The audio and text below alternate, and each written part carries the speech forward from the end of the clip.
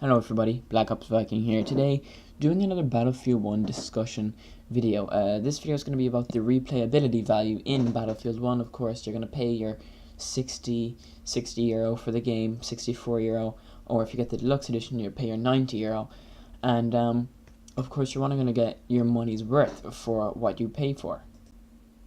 So, myself, I think Battlefield 4 was one of the most replayable games that I have ever played. I'm not sure what it was, but I never really got bored of it. No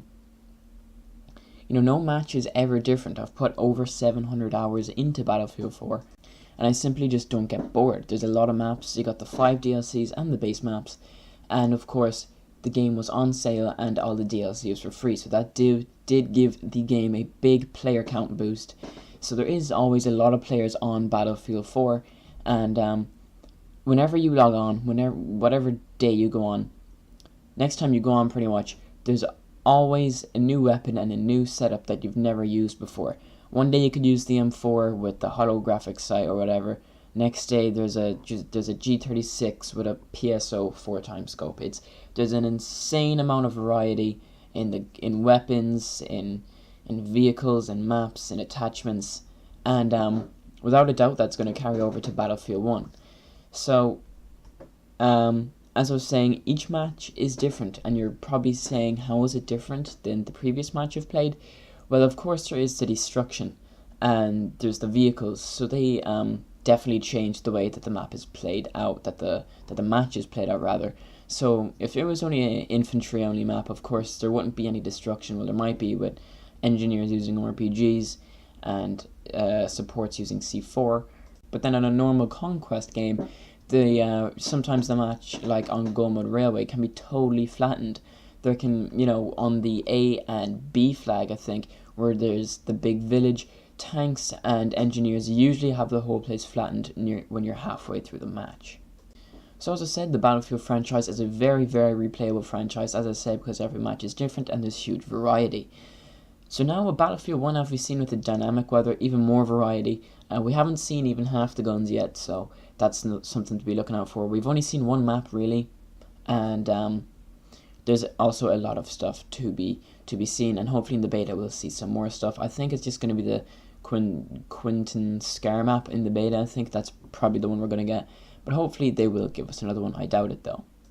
Okay, so I just have some simple ideas here to further enhance the replayability of this next game. So, I have made a video about this before, and this is a co-op game mode in Battlefield 1. Now, a lot of people strongly disagree, a lot of people agree. I wouldn't really care as long as it's not zombies. I highly doubt DICE is ever going to do a zombies mode, because they know that's straight just copying from Call of Duty franchise. So, maybe if they did something like in Battlefield 3 where you could just basically do campaign missions but simply just with a friend. I'm not sure about that. What do you think? Leave that in the comments.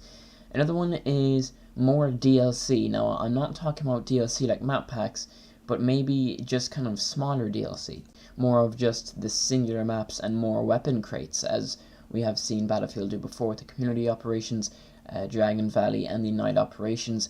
And sometime around August/September last year, we did get a weapons crate.